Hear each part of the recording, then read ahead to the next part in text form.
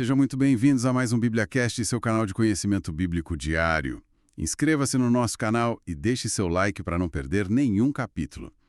Imagina justificar uma mentira enorme que quase destruiu um império inteiro, usando tipo um detalhe técnico da sua árvore genealógica.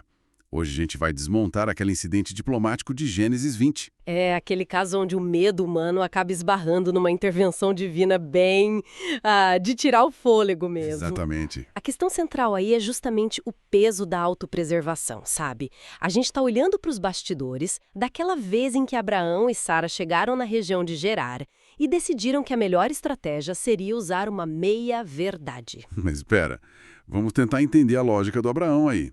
Ele chega no território do rei Abimeleque, olha em volta e decide disparar para todo mundo que a Sara é só irmã dele. Ele e Abimeleque certamente conseguiram juntar as peças da informação, né? Exato. Sim, e o rei, achando que ela tá solteira, simplesmente leva Sara pro palácio. Pois é.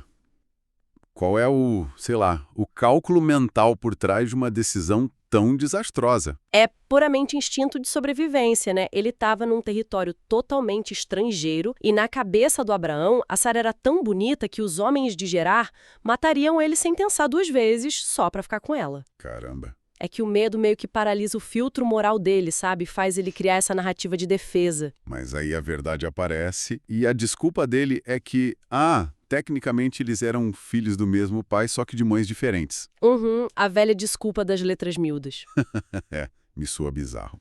É tipo a versão antiga de esconder a verdade nas letrinhas daquele contrato gigante. Quer dizer, uma meia-verdade usada com a intenção clara de enganar é só uma mentira muito bem maquiada, né? Das éticas. É que elas quebram totalmente a base de confiança.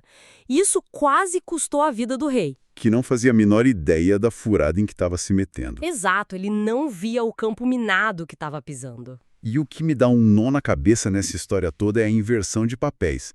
Você tem o Abraão, que é o grande profeta, mentindo na cara dura, Sim. e do outro lado, Deus aparece num sonho ameaçando o rei Abimeleque de morte por ter levado ela. Mas o rei não abaixa a cabeça, ele se defende e diz que agiu de boa fé. Como que funciona isso? O vilão ali, o estrangeiro, estava certo. Então, esse é o ponto que quebra a nossa expectativa, né? O Abimeleque argumenta com uma lucidez incrível diante da divindade. Ele aponta que os dois, tanto o Abraão quanto a Sara, garantiram o parentesco. E o Criador concorda com ele. Exatamente. Deus reconhece a integridade nas intenções do rei e revela que foi a própria intervenção divina que impediu Abimeleque de tocar nela. Nossa, barrando o pecado antes de acontecer. Isso. A condição para o rei sobreviver era devolver a Sara, enquanto o Abraão teria que orar por ele. Tem uma ironia muito forte gritando aí. O Abraão armou essa mentira toda porque presumiu que, por ser uma terra desconhecida, ninguém ali teria temor a Deus. E no fim das contas... No fim, o rei pagão demonstra um senso moral muito superior. Isso inverte totalmente quem é o exemplo a seguir nessa história. O que exige que a gente olhe além daquele preconceito religioso, sabe? A moralidade não tem monopólio geográfico. E o julgamento precipitado do Abraão quase gerou uma catástrofe internacional, o que nos leva para o acerto de contas no dia seguinte. Quando o Abimeleque chama o Abraão para dar explicações em público. Isso. E é uma baita reparação. O rei devolve a Sara e ainda entrega terras, ovelhas, bois e escravos. Mas o detalhe que me chama a atenção são os 11,5 quilos de prata. Para que tanta prata de uma vez só? Não era um simples pedido de desculpas.